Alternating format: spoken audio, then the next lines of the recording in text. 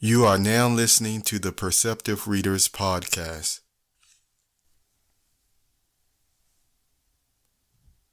Welcome to the Perceptive Readers, everyone. This is James Lynch, and today we will continue with our reading of Mark Twain's Prince and the Pauper. After Chapter 3, you're going to see us go into not only the commentary opening, which happens before the reading, but then word meanings. After the reading, we will go into people to remember, and then allow me to share a thought. So do you have your chapter 3 ready? Let us begin. Opening consideration. Just how many roles do you carry out in a single day?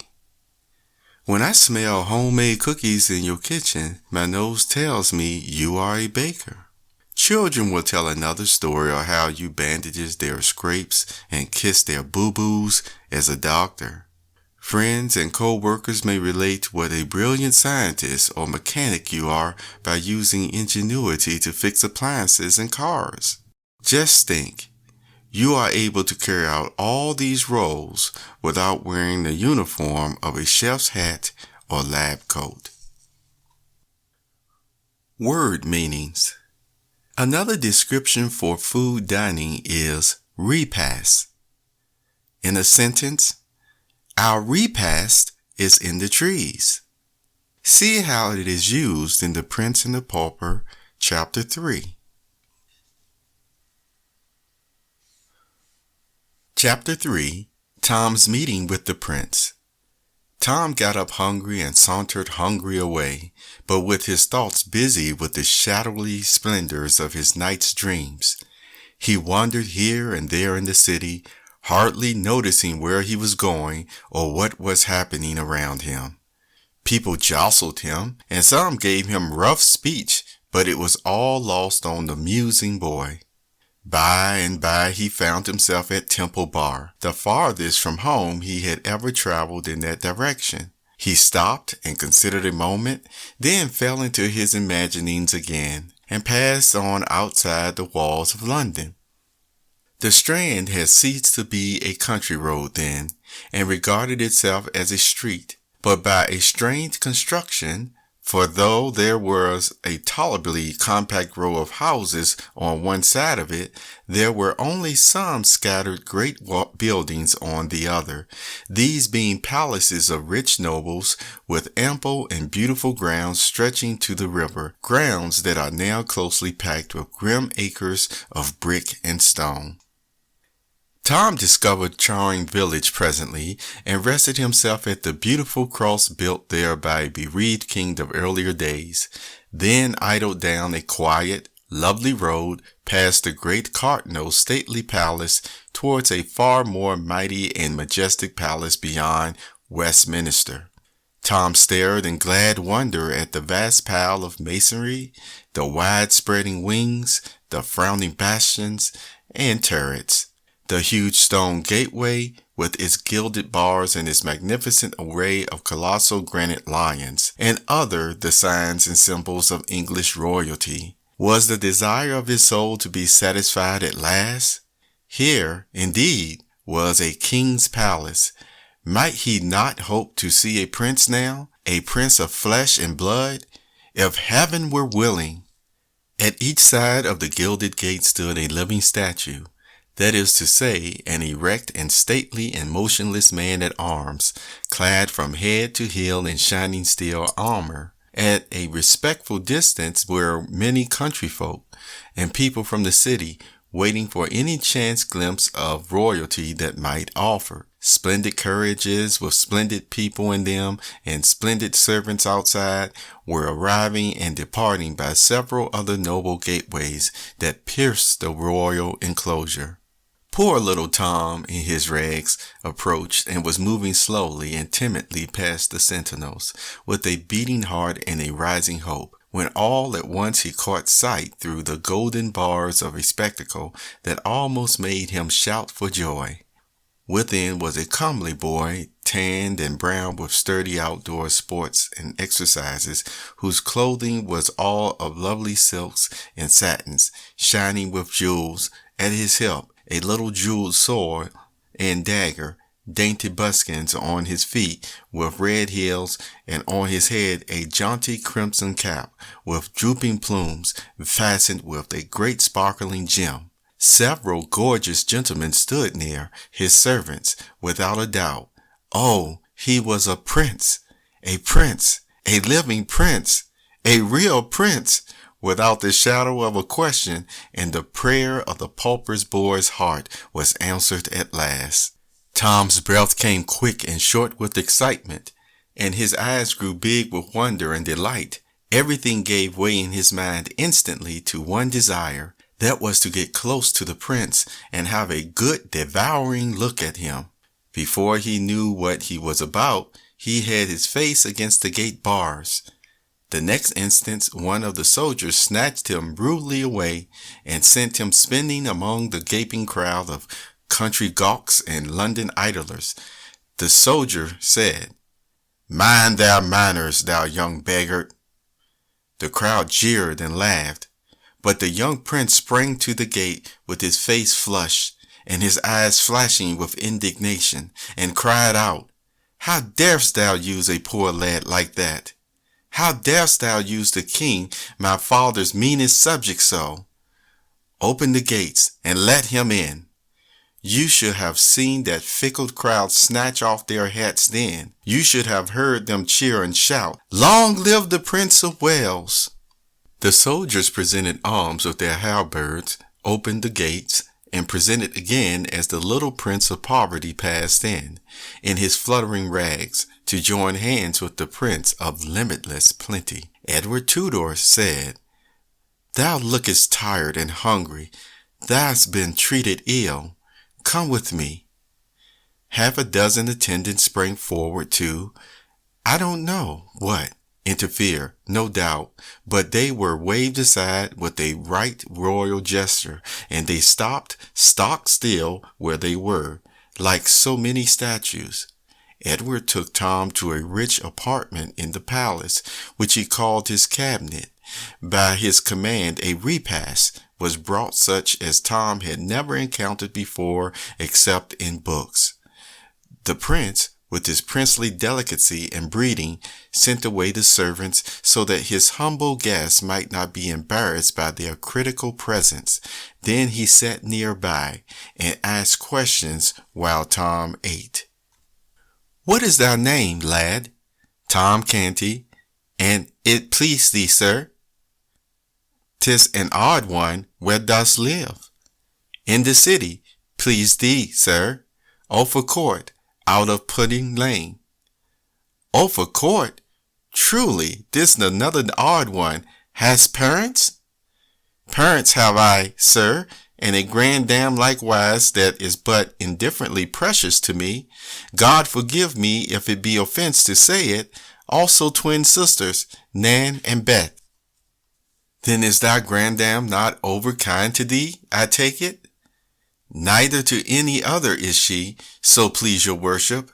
She hath a wicked heart, and worketh evil all her days." "Doth she mistreat thee?" "There be times that she stayeth her hand, being asleep or overcome with drink. But when she hath her judgment clear again, she make it up to me with goodly beatings."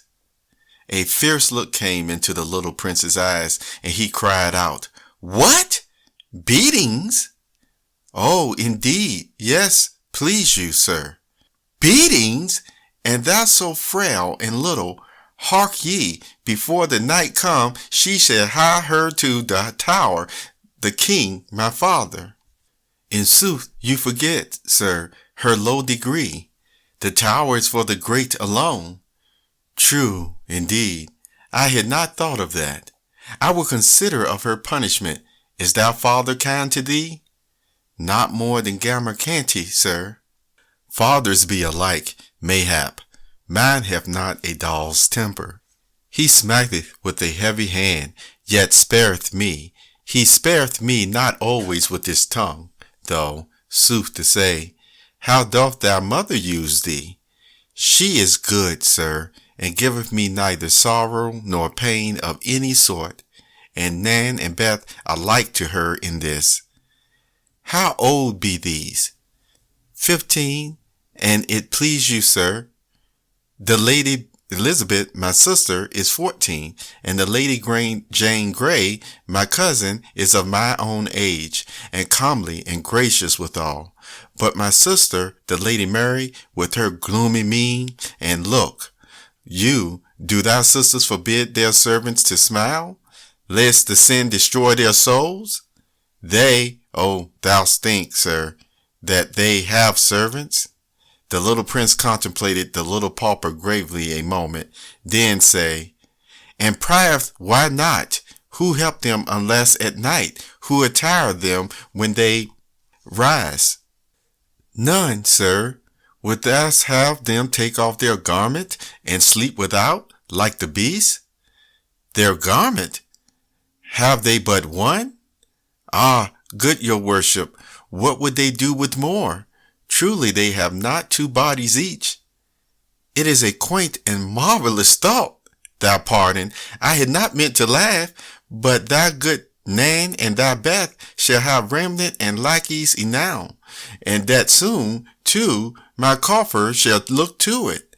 No, thank me not, 'tis nothing. Thou speakest well, thou hast an easy grace in it. Art learned? I know not if I am or not, sir. The good priest that is called Father Andrew taught me of his kindness from his books. Knowest thou the Latin? But scantily, sir, I doubt. Learn it, lad. It's hard only at first. The Greek is harder, but neither these nor any tongues else, I think, are hard to the Lady Elizabeth and my cousin. Thou shouldst hear those damsels at it. But tell me of thy awful court. Hast thou a pleasant life there? In truth, yes, so please you, sir, save when one is hungry. There be Punch and Judy shows, and monkeys, oh, such antic creatures, and so bravely dressed. And there be plays wherein they that they play do shout and fight till all are slain. And this so fine to see, and causeth but a farthing. Albeit, 'tis main hard to get the farthing, please your worship. Tell me more. We lads of Offal Court do strive against each other with the cudgel, like to the fashion of the princes, sometimes. The prince's eyes flashed. Said he, Marry, that would not I mislike. Tell me more. We strive in races, sir, to see who of us shall be fleetest. That would I like also. Speak on. In summer, sir, we wade and swim in the canals and in the river, and each doth duck his neighbor and splatter him with water, and dive and shout and tumble, and 'twould would be worth my father's kingdom but to enjoy at once. Prithee go on. We dance and sing about the maypole and Cheapside. We play in the sand, each covering his neighbor up, and times we make mud pastry. Oh, the lovely mud! It hath not its like for the delightfulness in all the world. We do fairly wallow in the mud, sir, saving your worship's presence. Oh, prithee, say no more. It is glorious. If that I could but clothe me in raiment like to thine, and strip my feet, and revel in the mud once, just once, with none to rebuke me or forbid me cease meth, I could forego the crown. And if that I could clothe me once, sweet sir, as thou art clad, just once. Oh, would like it, then so shall it be. Doff thou rags, and don these splendors, lad. It is a brief happiness, but will be not less keen for that. We have it while we may, and change again before any come to molest. A few minutes later, the little Prince of Wales was garlanded with Tom's fluttering odds and ends, and the little Prince of Pauperdom was tricked out of in the gaudy plumage of royalty. The two went and stood side by side before a great mirror, and lo, a miracle! There did not seem to have been any change made. They stared at each other, then at the glass, then at each other again. At last the puzzled princeling said, What dost thou make of this? Ah, good your worship, require me not to answer. It is not meet that one of my degree should utter the thing. Then will I utter it. Thou hast the same hair, the same eyes, the same voice and manner, the same form and stature, the same face and countenance that I bear. Fared we forth naked, there is none could say which was you, and which the Prince of Wales. And now that I am clothed as thou wert clothed, it seemeth I should be able the more nearly to feel as thou didst when the brute soldier, hark ye, is not this a bruise upon your hand? Yes, but it is a slight thing, and your worship knoweth that the poor man at arms. Peace! It was a shameful thing and cruel, cried the little prince, stamping his bare foot. If the king stir not a step till I come again, it is a command. In a moment he had snatched up and put away an article of national importance that lay upon a table, and was out of the door and flying through the palace grounds in his bannered rags, with a hard face and glowing eyes. As soon as he reached the great gate, he seized the bars and tried to shake them, shouting, Open! Unbar the gates! The soldier that had maltreated Tom obeyed promptly, and as the prince burst through the portal, half smothered with royal wrath, the soldier fetched him a sounding box on the ear that sent him whirling to the roadway, and said, Take that, thou beggar's spawn, for what thou gottest me from his highness. The crowd roared with laughter. The prince picked himself out of the mud and made fiercely at the sentry, shouting, I am the Prince of Wales.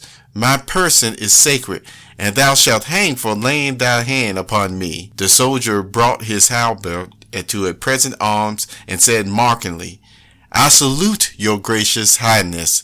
Then angrily, Be off, thou crazy rubbish. Here the jeering crowd closed round the poor little prince and hustled him far down the road, hooting him and shouting, Way for his royal highness! Way for the Prince of Wales! Allow me to share a thought. Mark Twain talked with people of different religious and political persuasion. He was courageous in pointing out the ills of society in his writings. Now that you have finished reading chapter 3, here are people to remember, and keep in mind, can you imagine the beautiful rooms and furniture that they live in?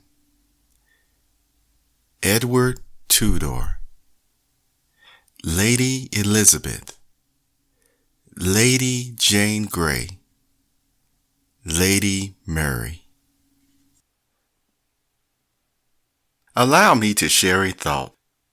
Mark Twain talked with people of different religious and political persuasion.